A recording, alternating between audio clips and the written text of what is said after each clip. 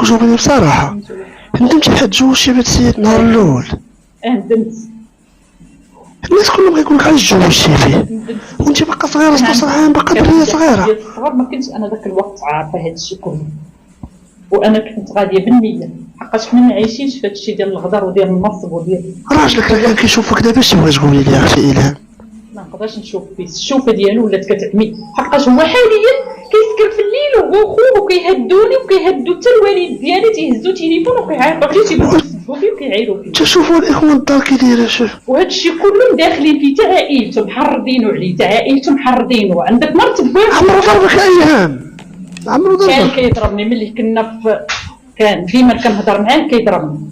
لو كان يجي يطلب منك السماح سمحي ليه. لا ما يمكنش غنسمح ليه، حقاش جرحني وجرح والديا. كما كتشوفوا معنا مشاهدينا الكرام مباشره من قلب مدينه المحمديه، كنتمنى انكم تبارطاجيو هذا اللايف باش حق هذا السيد يتخاد. الدار كلها مشات مشاهدينا الكرام، ما بقى والو. الاخوان هانتوما ندخلوا نوريكم الطواليت وبيت النعاس، خليكم معنا. معايا الى انني نقول لا حول ولا قوه الا بالله. شو الفضيحه، شو الفضيحه. الى هنا مشاهدي قناه الشعب، قناه شوف تي نكتفيو بهذا القدر، على امل نلقاكم بعد قليل بثم اخر، وكنتمنى انكم تبارطاجيو. بغيتي تقول الرقم ديالك اختي اللي بغاو يعاونوك ولا بلاش؟ بلاش؟ فلا داعي. يعني الى هنا مشاهدي قناه الشعب، نكتفيو بهذا القدر، على امل نلقاكم بعد قليل بثم اخر. شكرا والى اللقاء.